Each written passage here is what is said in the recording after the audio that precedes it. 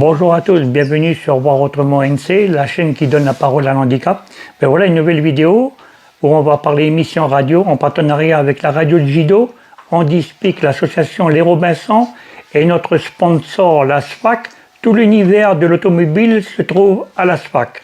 Donc là aujourd'hui nous recevons le collectif handicap, le président ainsi qu'une responsable qui nous parleront de l'année 2022 et les perspectives pour 2023. Ensuite, nous avons aux manettes Momo, que je salue. Bonjour Momo.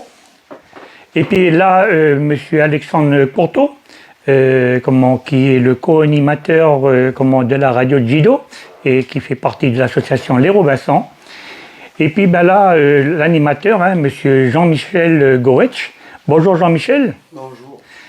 Et puis donc, si ce n'est pas encore fait, abonnez-vous, c'est gratuit. Cliquez sur la petite cloche pour recevoir une notification. Et à tout de suite pour la suite de la vidéo.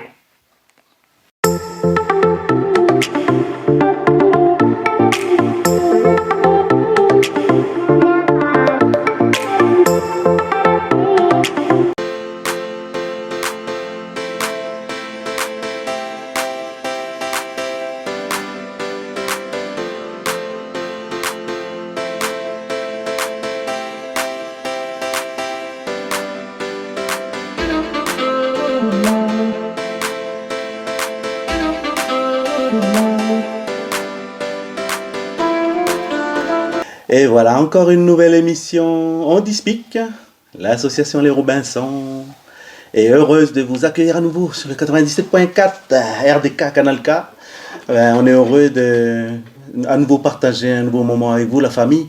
Vous là qui êtes sur nos 8 terres coutumières, humilité, respect, amour à vous, dans nos cases, dans nos maisons, dans nos quartiers populaires, sur nos 33 communes, nos 3 provinces. Merci aux Cailloux de toujours nous accueillir sur les ondes chez vous, là où vous êtes.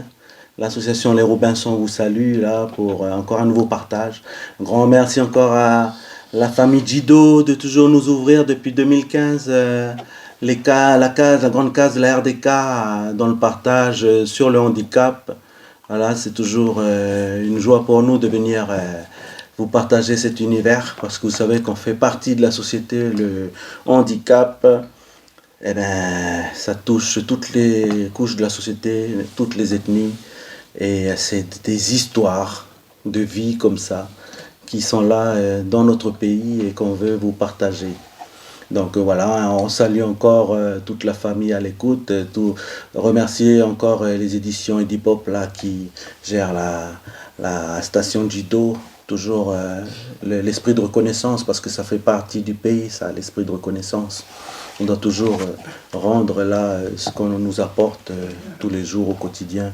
Et c'est vrai qu'en Handispic, on est heureux de nous exprimer et vous donner le ressenti de cette communauté-là, qui veut vous dire qu'on est handicapable. On est ici, on veut aussi construire ce pays et participer dans sa construction.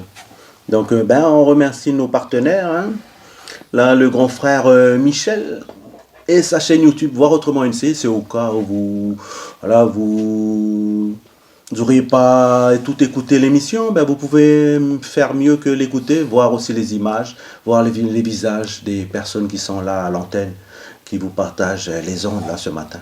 Donc, merci à Voir Autrement NC, la chaîne YouTube qui nous met en podcast nos émissions, et c'est gratuit, par les temps de cherté de vie, là, voilà au moins des choses gratuites.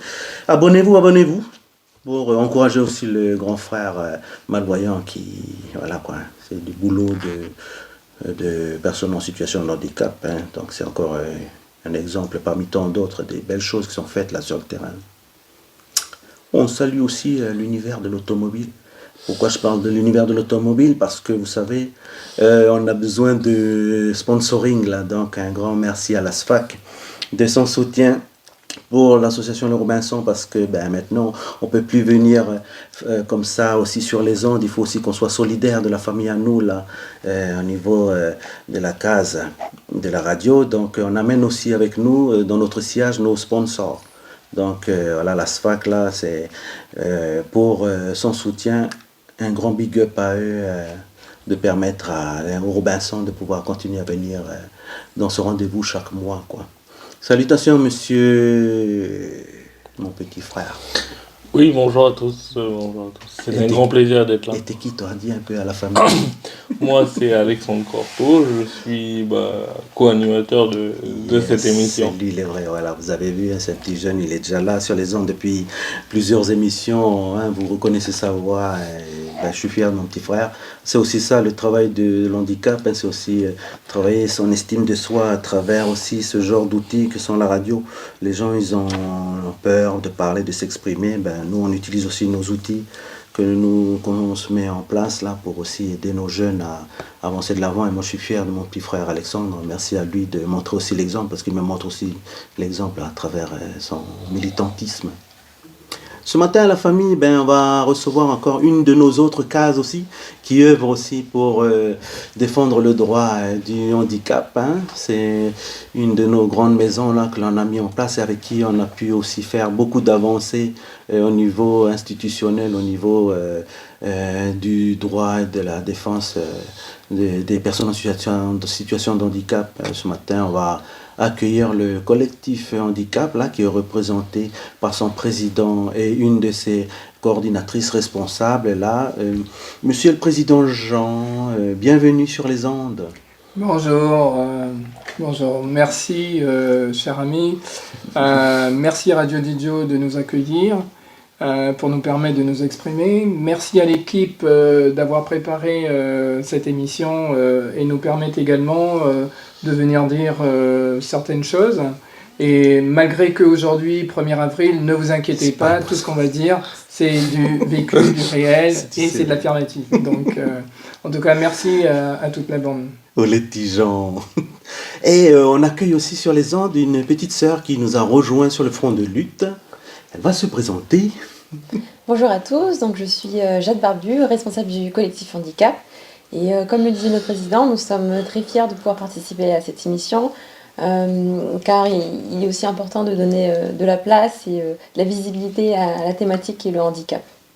Voilà. Ça fait du bien d'entendre les nouvelles voix.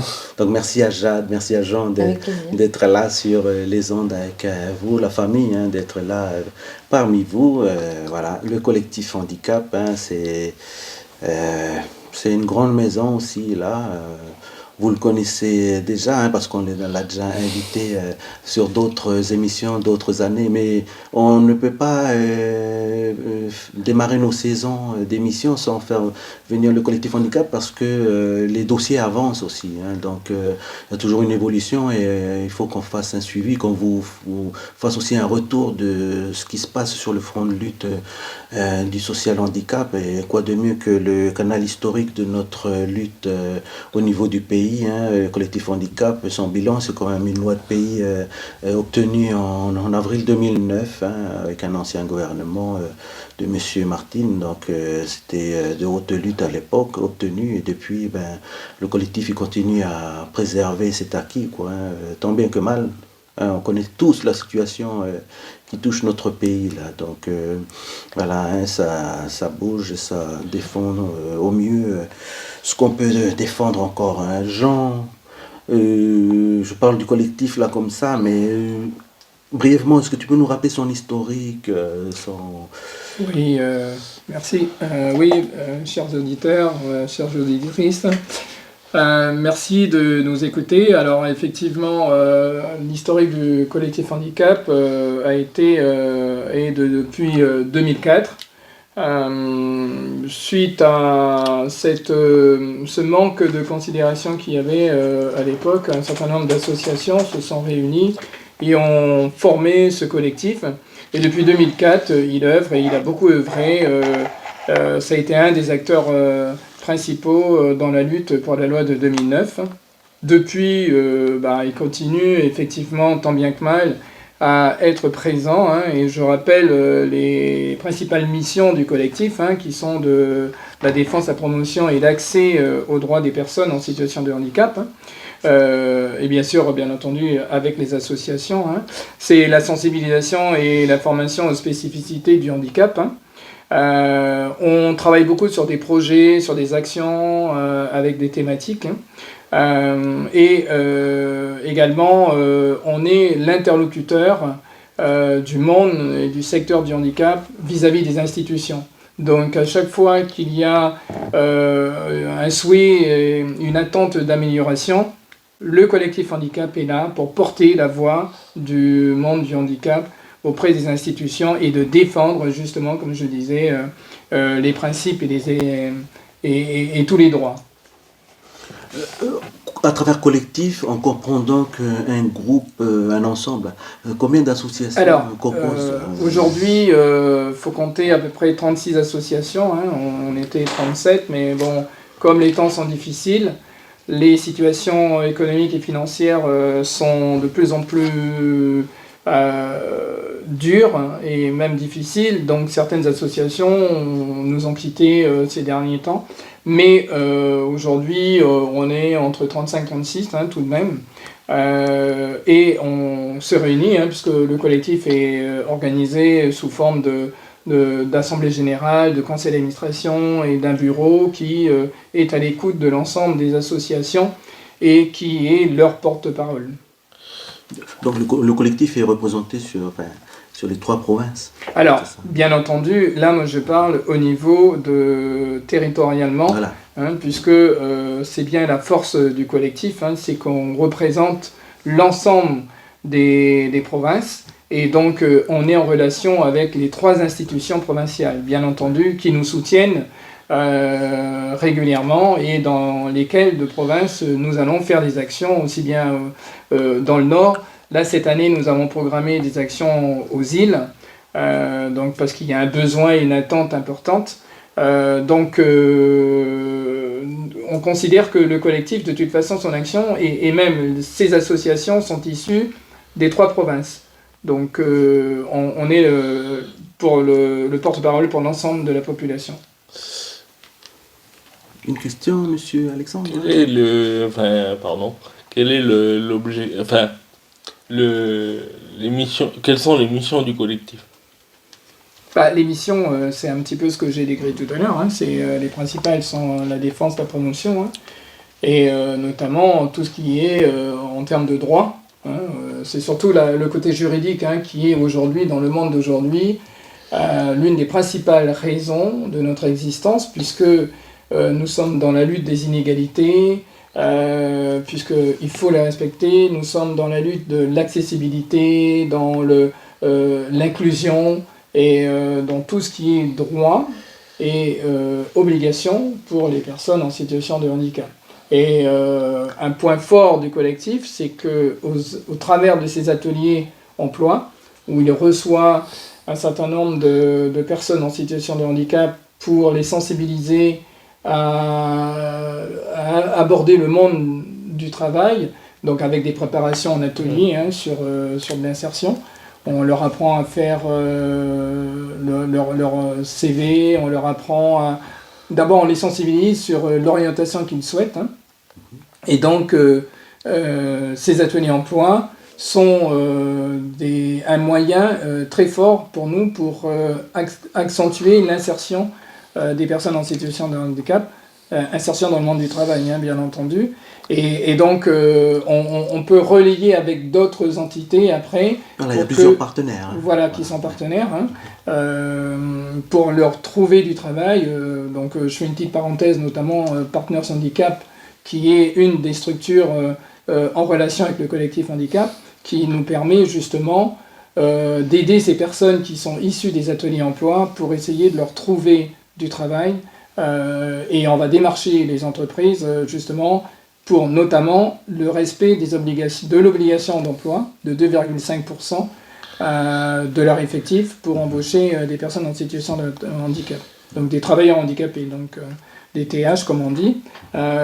Aujourd'hui, il y a une petite réticence effectivement de la part du monde économique pour l'insertion des personnes en situation de handicap, mais quand bien même, je rappelle qu'en métropole, le taux est de 6%. Hein, donc en Calédonie, on est toujours un petit peu à la traîne, entre guillemets, on est à 2,5%. l'un des objectifs du collectif sera, dans les années à venir, de faire augmenter et de se rapprocher au taux de celui de la métropole, soit par plusieurs étapes, mais en tout cas 2,5%, sachant que le monde du handicap est important au niveau de la population totale, il faut qu'on augmente. Des chiffres, Jean, pardon, des chiffres. Alors, des chiffres aujourd'hui, malheureusement, comme vous savez, la Nouvelle-Calédonie est très, très pauvre en statistiques, mais d'une manière générale, on estime à peu près à 10% le nombre de personnes en situation de handicap dans une population globale. Donc si on prend la population de la Nouvelle-Calédonie entre 270 000 et 300 000 habitants, on peut penser que le nombre de personnes en situation de handicap aujourd'hui avoisine entre 20 000 et 30 000. Donc, par contre, les personnes travailleurs handicapés, ça, on a une idée quand même, on est à peu près 10 000 personnes qui sont travailleurs handicapés et pour lesquels nous n'avons en gros des statistiques que pour à peu près 1500 personnes qui travaillent. Voilà. Donc ça veut dire qu'il y a un gros effort à faire en termes d'insertion professionnelle. Est-ce qu'on peut dire que depuis la loi 2009, il y a eu quand même des évolutions? Alors oui, bien sûr, depuis la loi de 2009, heureusement, il y a eu des évolutions. Il y a eu une prise de conscience de la part du monde économique, de la part de tout le système culturel, sportif, etc. Jean, je rebondis sur ce que tu dis. Aussi, on peut aussi dire sur le côté sociétal, parce que de plus en plus de personnes en situation de handicap apprennent ou réussissent à vivre tout seuls. Pas dans leur famille, c'est-à-dire qu'ils sont dans leur logement tout seuls. Oui, absolument. L'intérêt, c'est de rendre les personnes en situation de handicap le plus autonomes possible. Puisque, comme on sait, c'est un moyen pour eux de s'insérer dans la vie économique. Et donc, pour eux, ils sont des individus comme tous les autres. Donc, il n'y a pas d'inégalité. Et donc, à partir du moment où ils deviennent autonomes, bien entendu, psychologiquement déjà pour eux, c'est une réussite. Donc, je regarde Alexandre. Et donc, c'est un des objectifs pour nous, bien sûr. Des classes CLIS pour permettre aux enfants d'aller justement se mélanger. C'est ça, de toute façon. Donc, et c'est le but. Donc, on ne peut pas dire que... Alors, c'est vrai que ça avance. Malheureusement, ça avance avec un rythme qui n'est peut-être que pour nous, qui sommes en situation de handicap, n'est pas suffisant. Donc, mais quand bien même, on ne peut pas dire qu'il n'y a rien. Ah mais j'ai pas dit qu'il n'y avait rien, j'ai dit que c'était un petit peu plus long que d'autres pays. C'est plus long, mais comme on sait qu'en Nouvelle-Calédonie, toutes les choses sont toujours difficiles à mettre en place, parce qu'on est dans un millefeuille pas possible administratif, et donc il faut reconnaître que le handicap, c'est une compétence gouvernement, donc territoire. Sauf que on est obligé de faire impliquer les provinces, parce qu'elles font un gros travail, parce qu'elles sont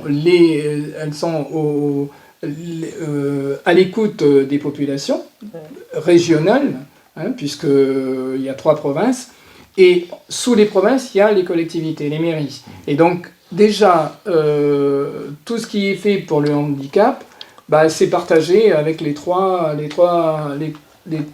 institutions, entre guillemets. C'est vrai que le gouvernement, lui, il met en place et il propose des textes et tout. Après, l'application, c'est niveau province et niveau collectivité. Mais c'est vrai qu'on voit bien que dans les mairies, au travers des CCAS, il y a énormément de choses qui sont faites et qui sont suivies. Donc, on peut pas... Il y avait... Je vais peut-être parler d'une question qui fâche, encore une fois. Il y avait la question aussi du schéma du handicap qui devait être voté. Le schéma directeur du handicap et de la dépendance. Ouais. Il est là, moi je l'ai, puisque j'ai été un des acteurs de sa finalisation. Oui, mais je ne vais pas dire qu'en Calédonie, le handicap, ce n'est pas une priorité. Mais effectivement, il y a une prise de conscience qui manque encore auprès de nos élus, de nos hommes politiques, parce que effectivement à donner de l'importance à autre chose parce qu'on est en situation difficile, sauf que eux ne réalisent pas que effectivement le monde du handicap, bah, aujourd'hui il pèse, mais si demain on venait à mettre en place ce schéma et faire appliquer un certain nombre de règles et de lois qui pourraient être prévues, on aurait peut-être une amélioration de différents régimes aujourd'hui, notamment le régime du handicap et de la dépendance, qui, encore sur le dernier budget qui va se monter à 9 milliards, je crois, c'est énorme, mais il y a des solutions intéressantes à regarder dans le schéma directeur du handicap. Mais ils n'ont pas donné une priorité. Donc c'est pas... le système de fonctionnement administratif calédonien, enfin français, est différent de celui des anglo-saxons. Ouais. Moi, je peux reconnaître que les anglo-saxons sont bien en avance, puisque on y va, nous, régulièrement dans ces pays anglo-saxons pour aller prendre des exemples. On voit bien qu'ils sont nettement en avance. Mais après, c'est une philosophie. Hein. Si on ne nous donne pas priorité dans un certain nombre de choses et de secteurs, les choses se font avec un rythme un petit peu différent. Voilà. Jean, est-ce qu'on pourra quand même espérer avoir un jour une sorte de guichet unique là, pour que les personnes en situation de handicap n'aient pas à aller à droite et à gauche Alors, parce que justement, tu parlais de ce millefeuille là. Oui, mais on a la chance aujourd'hui d'avoir un membre du gouvernement qui est en charge du secteur du handicap et du bien vieillir, et également en charge du droit du travail et de la formation. Donc, avec M. Thierry Santa, on a déjà évoqué plusieurs fois, et encore hier, dans une réunion que l'on avait, il a insisté sur la nécessité, et cette année, 2023, son objectif, c'est de mettre en place le guichet unique pour le handicap et pour le bien vieillir. Donc, on peut espérer qu'à la fin de 2023, le guichet unique, en tout cas pour le handicap, sera mis en place. Et Jean aussi, le renouvellement de la carte d'handicap, il y a des handicapés qui vont rester handicapés, sauf miracle, qui peuvent guérir un jour, mais qui vont de toute façon mourir handicapés. Et pour ces personnes-là, dont on est sûr qu'il n'y aura jamais de guérison, est-ce qu'il serait possible d'avoir une carte à vie plutôt que de renouveler tous les 10 ans? Alors, c'est un sujet qui a déjà été évoqué avec le membre du gouvernement en charge aujourd'hui du handicap. Oui, on a fait part que on souhaite avoir une carte qui, alors je ne vais pas dire qui justifie ou qui précise, mais une carte qui permet à toutes les personnes en situation de handicap de confirmer qu'elles sont en situation de handicap. Voilà. Alors, soit pour ceux qui sont travailleurs, ils ont déjà la carte orange, qui est à renouveler tous les 10 ans. Mais on a déjà dit à la DAS que, après c'est le principe médical, donc, mais c'est vrai, renouveler une carte tous les 10 ans, quand on sait que le handicap il est depuis la naissance, il n'y aura pas d'amélioration, après c'est à eux de voir, puis je reste persuadé que ça ferait des économies d'ailleurs. Déjà. Donc c'est comme le permis, une fois qu'on a passé à 18 ans, on peut le garder jusqu'à sa mort, hein, jusqu'à 80 ans, hein, donc sans jamais changer la photo dessus. Donc ça prouve que la carte orange handicap, on pourrait la garder. Mais c'est vrai qu'on a demandé à réfléchir à la mise en place d'une carte justifiant la situation de handicap. Il y a une certaine... Enfin, moi je vois, hein, il y a une certaine évolution au niveau de la carte orange déjà, parce que maintenant c'est tous les 10 ans. Avant c'était tous les 3 ans ou un truc comme 5 ça. ans. Il y a quand même de... Enfin, faut pas dire que du négatif, il y a quand même de l'évolution Ouais, c'est ce que je dis, hein, sur ouais. certains domaines. On va se tourner quand même vers notre petite sœur là-bas, là. Je ne crois pas que tu vas rester dans ton coin caché. Hein. Le monde du handicap, hein, ça touche aussi nos femmes dans le pays. Est-ce que le collectif handicap, il consacre aussi du travail aussi pour consacrer à nos femmes en situation de handicap? Oui, acteurs. je peux vous citer par exemple des concours d'éloquence que nous avons organisés l'année dernière et que nous allons aussi organiser cette année à l'occasion de la Journée internationale de la jeune fille en octobre.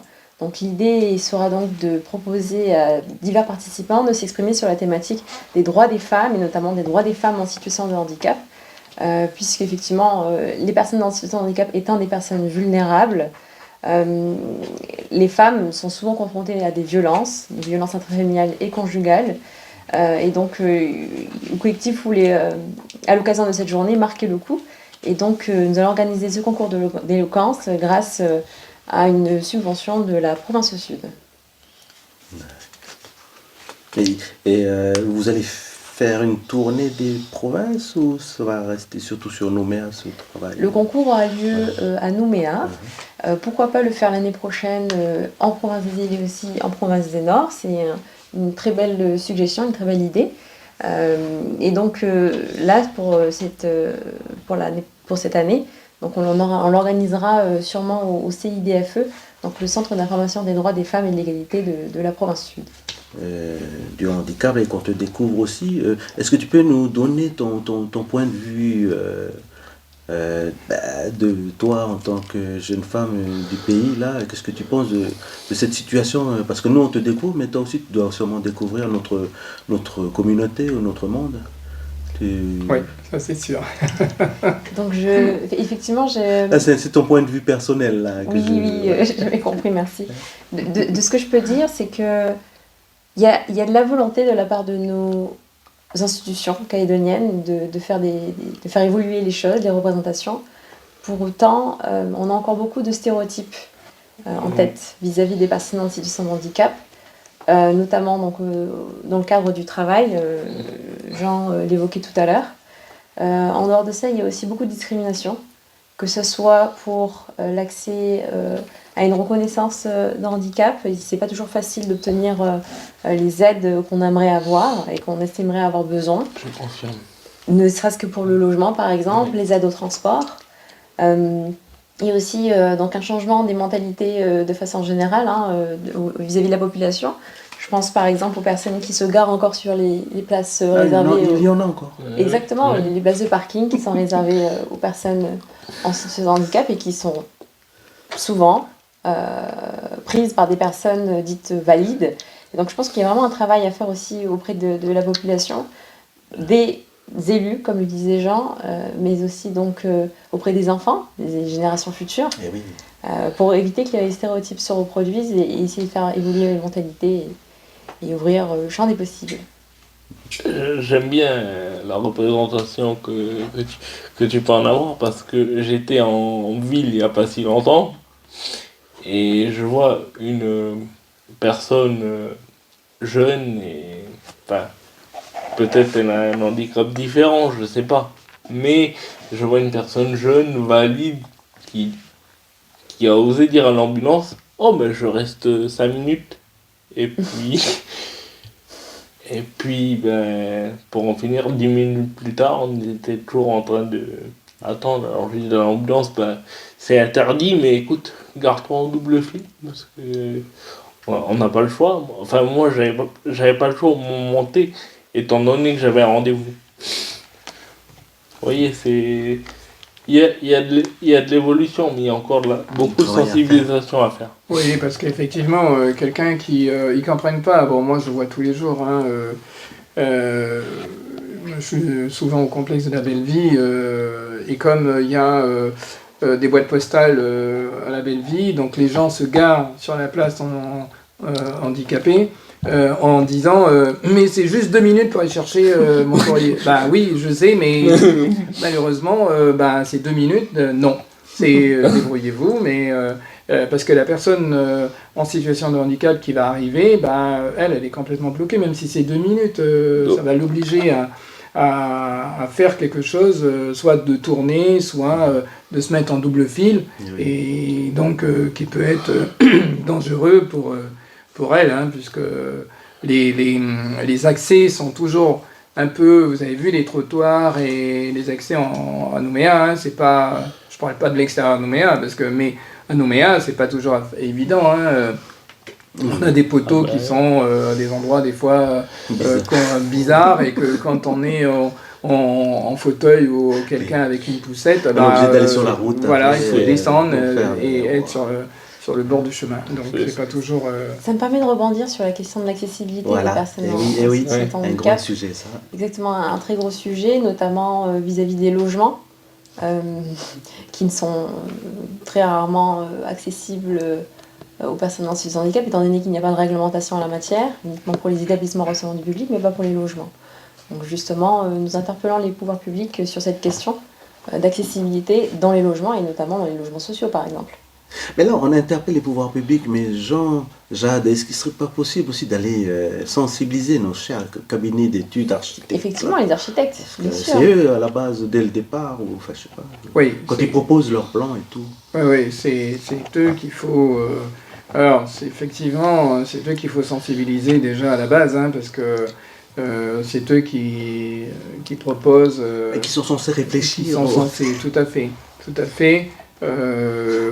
J'assistais il y a 2 jours à une commission sur la sécurité civile où il y avait des bureaux d'études et justement on évoquait la problématique de l'accessibilité, notamment en cas d'urgence pour les personnes vulnérables.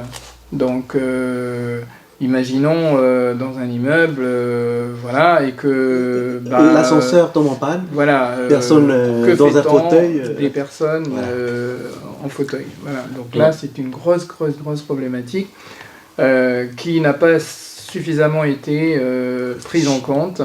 Et donc, on peut trouver en Nouméa, hein, donc pas mal d'infrastructures où il y a un manque justement de possibilités pour les personnes en situation de handicap. Hein. Non, donc, après, je voudrais faire un petit big up à mon quartier, là-bas, du côté du Tuban, n'est-ce pas?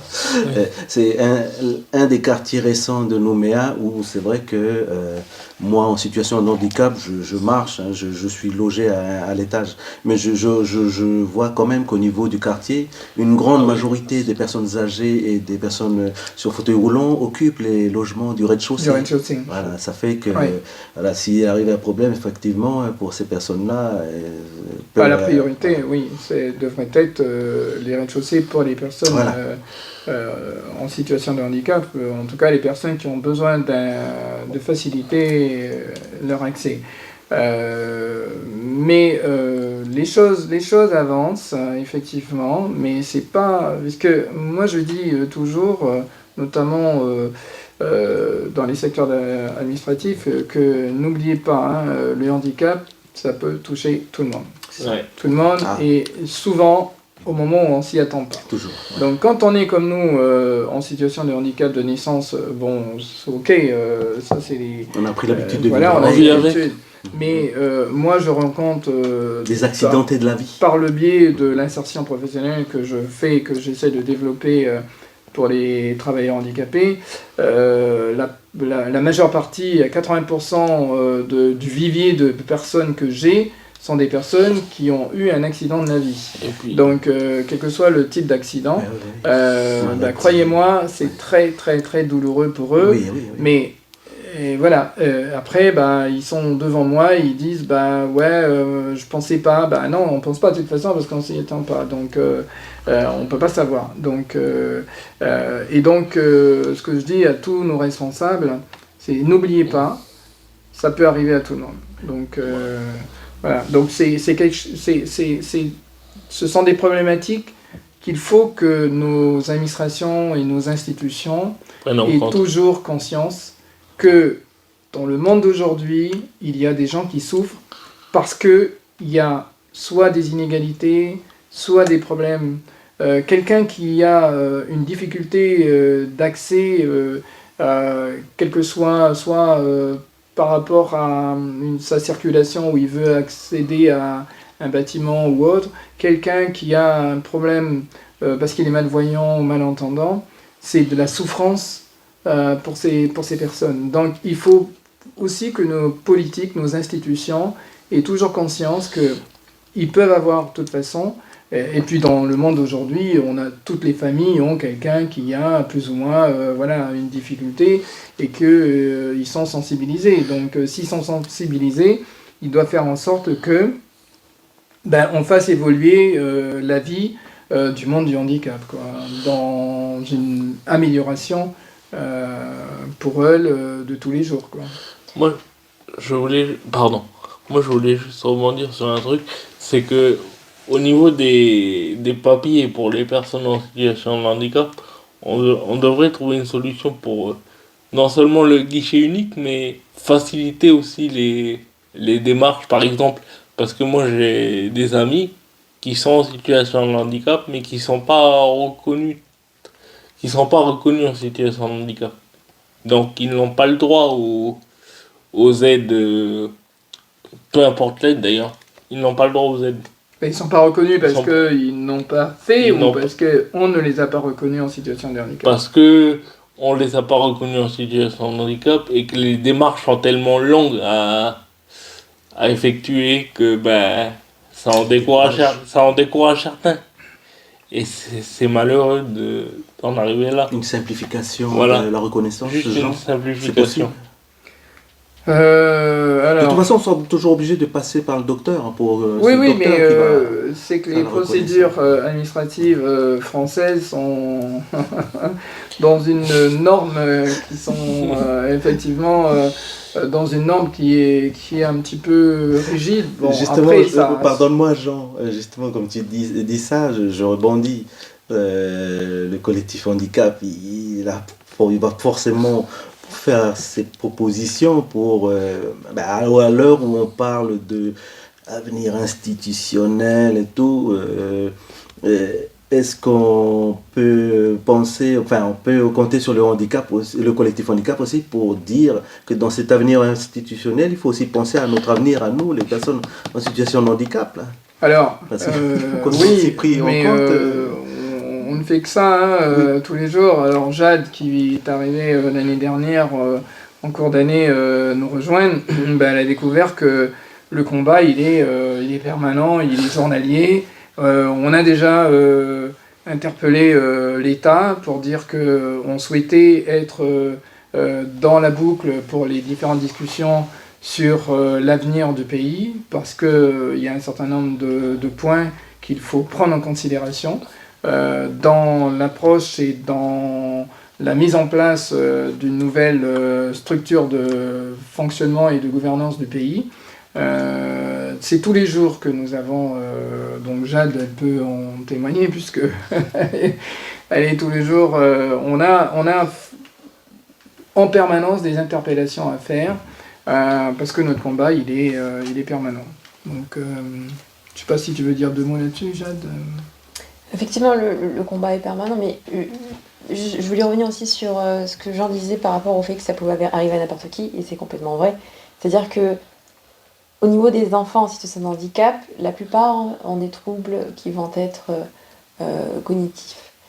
Alors que pour les adultes, le principal type de handicap, ça va être le handicap moteur. C'est-à-dire que c'est souvent des handicaps qui sont liés à des accidents de vie. Donc ça peut vraiment arriver à n'importe qui. Donc ça, je pense qu'il est important que les personnes en prennent conscience pour pouvoir changer de représentation et se dire qu'effectivement, il y a des choses à faire et qu'il faut les faire. Par rapport à ce que Jean disait pour les combats, effectivement, que ce soit pour les démarches de reconnaissance, j'en discutais encore hier avec le CSSR, ça peut prendre 6 mois à un peu plus longtemps au niveau de la reconnaissance avec la CRHG, donc la Commission de reconnaissance, handicap et de dépendance. Ensuite, pour l'attribution d'aide, pour ce qui est par exemple des aménagements de postes de travail ou encore des aménagements d'accessibilité dans les logements, ça prend aussi plusieurs mois, voire plusieurs années. Donc ça peut être aussi très compliqué de ne pas lâcher. Effectivement, tout à l'heure, on disait qu'il y a des personnes qui sont découragées avant même d'avoir fait les démarches administratives. Et je le comprends tout à fait, puisque pour le moment, le collectif handicap est le seul lieu d'information aux droits des personnes en situation de handicap. Bientôt sera créé le guichet unique. Et quand on n'en est pas accompagné, alors évidemment, il y a des services sociaux, il y a des assistants sociaux, mais tout le monde ne pense pas forcément aller les rejoindre, y compris le collectif handicap, et donc les personnes se retrouvent souvent isolées et laissées à elles-mêmes, et donc je peux tout à fait comprendre que ce soit difficile pour elles d'entreprendre par elles-mêmes des démarches. Pardon Alex, Jean, je veux dire, le nombre fait le poids, quoi. Oui, la force. Je veux dire, on a besoin de chiffres, on n'a pas assez de chiffres. Et le collectif handicap, il pourrait éventuellement dans ces dossiers prochainement mettre la pression sur le recensement. Parce que dans le recensement, on ne définit pas assez les handicapés pour qu'on puisse en avoir des chiffres. Oui, alors sur le recensement, le collectif a fait part à l'État, au service de l'État, de son souhait, ils nous ont dit que pour le prochain recensement, ça va être fait, de faire en sorte qu'on en profite pour faire l'évaluation des personnes en situation de handicap, puisque c'est un des bons moyens, donc il n'y a pas de... Après, ça reste une information personnelle, mais si on veut que ça avance, comme je dis à tout le monde, il faut participer, donc si on veut que le système avance, il faut dire oui, ok, je suis handicapé, donc voilà, donc il n'y a pas de honte, il ne faut pas avoir honte, il n'y a pas de mal, il faut se déclarer. Après, les choses avancent. Au niveau du Conseil du handicap et de la dépendance, le CHD, ils ont mis actuellement, il y a une étude qui est en train de se faire avec un bureau qui fait une enquête pour évaluer la population des personnes travailleurs handicapés. Donc, que cette population-là celles qui sont en activité et celles qui ne sont pas en activité. Donc du coup, ça permettrait d'avoir une donnée intéressante sur la population de personnes en situation de handicap, mais je parle pour les adultes. Oui. Voilà, je parle au niveau des adultes. Il y a actuellement une agence, un prestataire qui était sur le territoire, là, qui est parti hier, je crois, qui était sur le territoire pendant 15 jours, 3 semaines, à la demande du gouvernement, pour faire une approche pour justement voir les moyens de mettre en place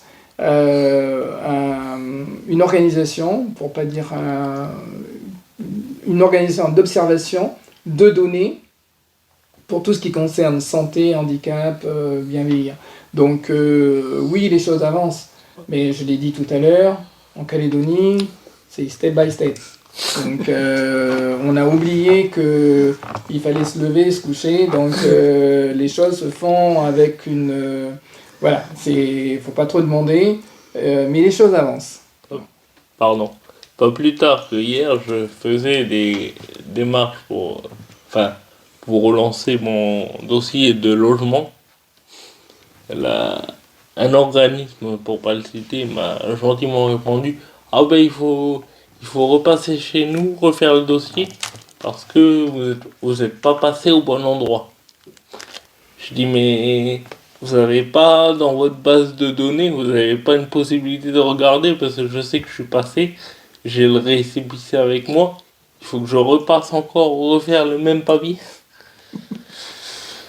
Donc D'où l'utilité du guichet unique. Voilà. Oui, alors c'est ce que j'allais dire à Alex. Je pense que la solution du guichet unique va répondre à cette problématique qu'il a rencontrée. J'espère. Parce que c'est vrai que les gens, ils ont toujours peur.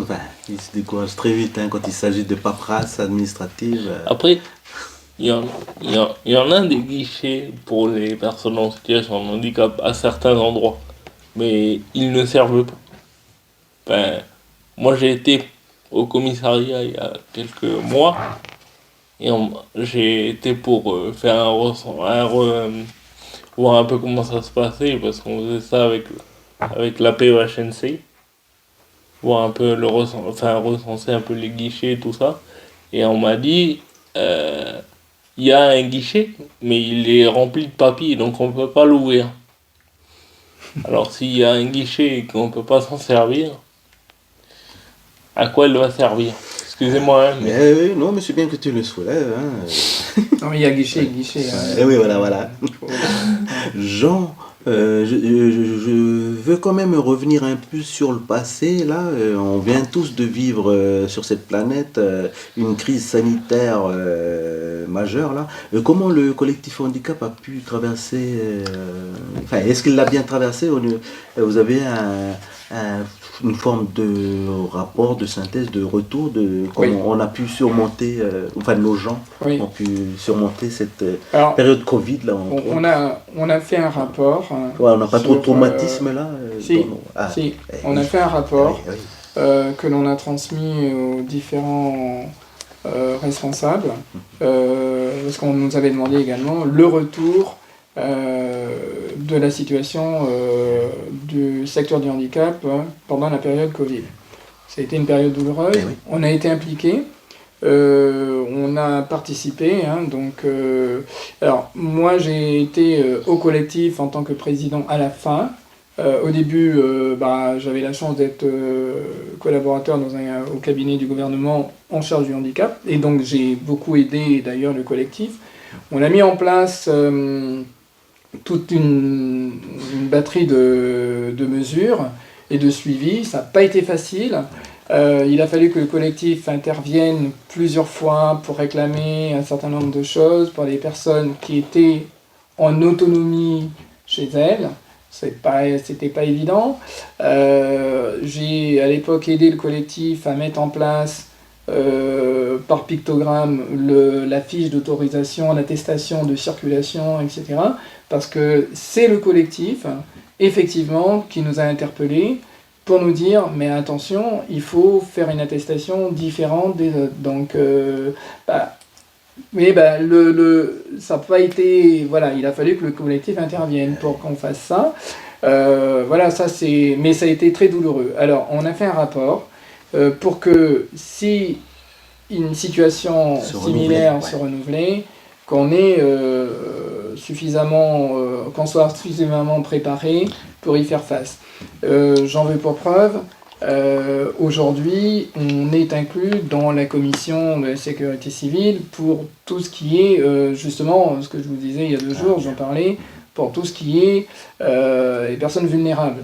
Parce que quand il y a des catastrophes naturelles ou autres qui arrivent, comment on fait pour s'occuper des personnes vulnérables? Ça, j'ai averti et j'ai sensibilisé la sécurité civile pour dire attention, il faudra y penser et déjà se préparer parce que un événement peut nous tomber dessus sans s'y attendre.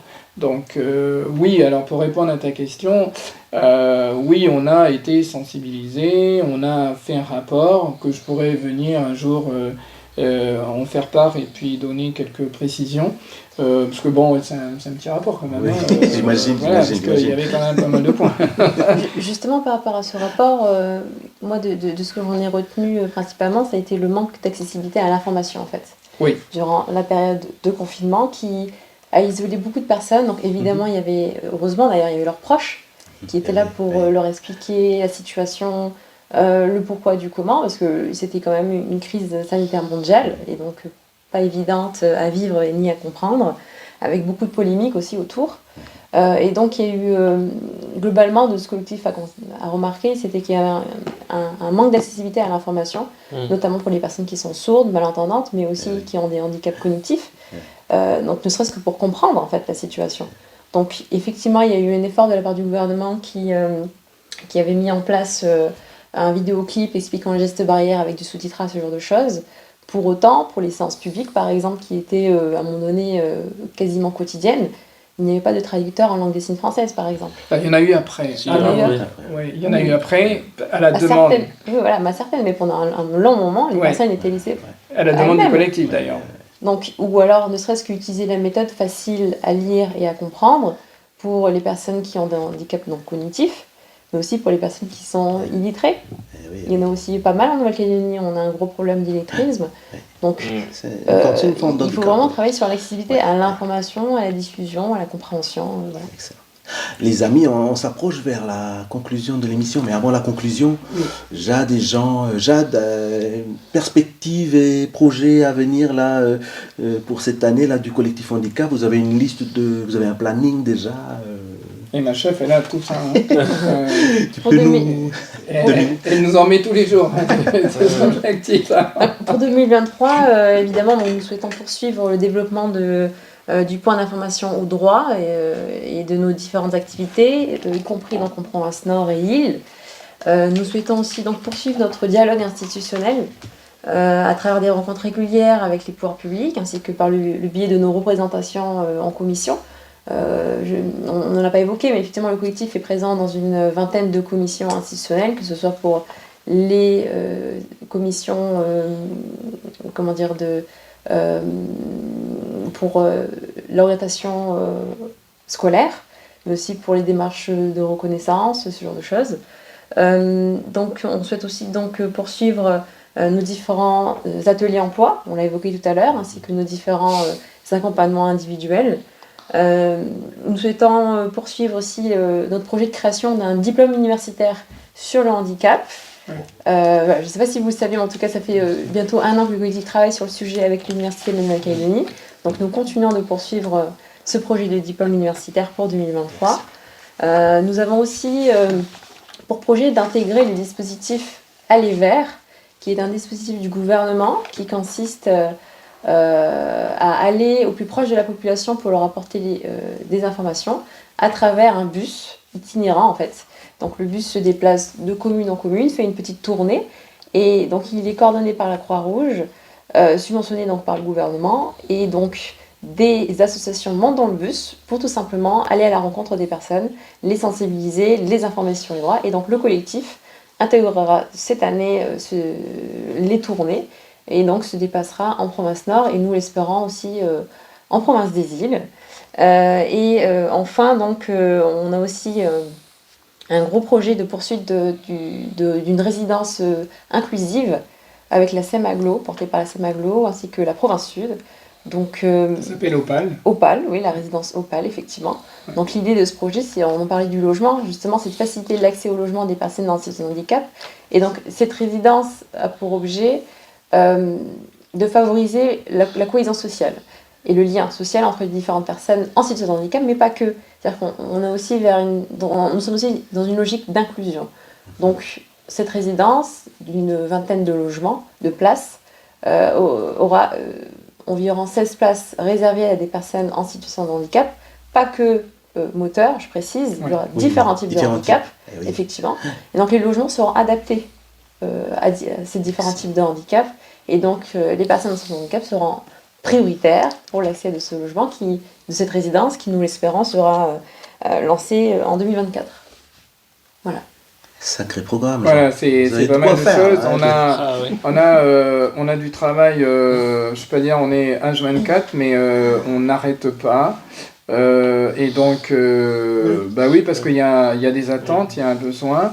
Et en plus, si on veut faire avancer les choses, on a régulièrement, en permanence, des réunions avec des représentants des institutions. Donc, on ne lâche pas. Et on est à l'affût de tout ce qui serait nécessaire pour le monde du handicap. Là, par exemple, pour les élections, on souhaite adapter les bureaux de vote pour les personnes en situation de handicap. Ça, on a fait la demande, on est dessus, on est en train de regarder comment... voilà. Donc, tout ce qui concerne la vie et l'amélioration du monde du handicap, on est là, donc on reste et on souhaite continuer à être l'un des moteurs pour faire avancer. S'il y avait un message à passer, je m'adresserais à nos institutions pour dire pensez que voilà, nous avons besoin de moyens financiers. Même si la situation aujourd'hui du territoire, situation économique et financière est difficile, n'oubliez pas, il y a un monde à côté qui ne veut pas rester à côté, justement. Le monde du secteur du handicap doit être entendu, compris, impliqué, et donc on a autant besoin dans la répartition des budgets et tout, on a autant besoin de faire partie prenante et que l'on nous aide à faire avancer les choses. Donc merci en tout cas pour l'émission, hein. Ça me permet toujours de venir toujours évoquer un petit, par moment nos difficultés. Même si on se répète, mais comme tu disais tout à l'heure, c'est la meilleure pédagogie. Il faut répéter, et j'espère que les choses à la fin 2023 seront améliorées pour nous.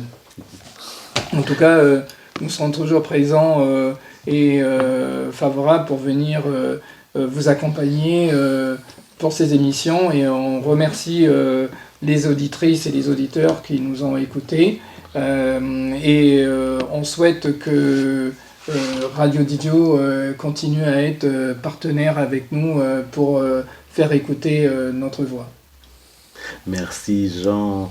Jade, à toi l'honneur de conclure aussi avec... Ah, j'ai oublié quand même de dire, tu es une très bonne ambassadrice, hein, pour nous. Hein. Donc elle vient de faire un séminaire à Suva pour tout le secteur du handicap du Pacifique. Hein. Elle a accompagné l'ancien président pendant une semaine. Donc elle sera peut-être favorable pour venir un jour vous parler de tous les problèmes et tout ce qu'elle a pu rencontrer à Suva concernant le monde du handicap, hein, parce que effectivement on s'aperçoit qu'il y a du boulot aussi à faire au niveau régional. Oui. Hein, Jade, et un petit mot de conclusion pour dire au revoir à nos familles. Oui, de ce que je voudrais dire pour terminer cette intervention serait que le handicap est un combat. Et je pense qu'il ne faut vraiment pas le laisser. Il faut continuer, persévérer. Voilà, il faut persévérer. Je pense que c'est le mot de la fin, ce sera le persévérer. Oletti, Jade. Eh bien voilà, la famille, hein, vous avez encore pu entendre une de nos structures là, qui œuvre sur le terrain, hein, au niveau du collectif handicap. C'est notre canal historique dans la lutte de nos droits. Hein. Ce collectif elle a pu nous obtenir tout ce qu'on a pu avoir jusqu'à aujourd'hui. Le boulot continue, hein, comme vous pouvez le constater. Donc voilà, c'est aussi un encouragement à vous, hein, la famille. Il y a un domaine là qui est un fléau aussi pour notre pays là. C'est les accidents de la route. Hein, les accidents de la route. Souvenez-vous, l'année dernière, on a peut-être perdu beaucoup de familles, mais sur nos routes, là, il y en a beaucoup qui nous ont rejoints dans le monde du handicap. Moi, je suis en situation de handicap, je n'ai pas demandé à naître au monde avec ce handicap. Il y a des gens qui se lèvent chaque jour, qui ont la chance d'ouvrir les yeux et qui ont leur corps valide, leur intégrité physique parfaite, quoi. N'allez pas tout gâcher avec de l'alcool en abus et en addiction là, et aller sur les routes transformer votre vie du jour au lendemain, parce que vous l'avez entendu, Jean l'a bien soulevé. Les gens qui subissent un accident de la vie, ben, c'est plus compliqué pour eux. Pour nous qui avons vécu avec l'handicap depuis nos premières heures sur cette planète, pour nous on a pris l'habitude, mais c'est plutôt pour vous. Donc prenez soin de vous, la famille. On vous dit au mois prochain, et puis on salue encore notre partenaire, l'univers de l'automobile, hein, SPAC là.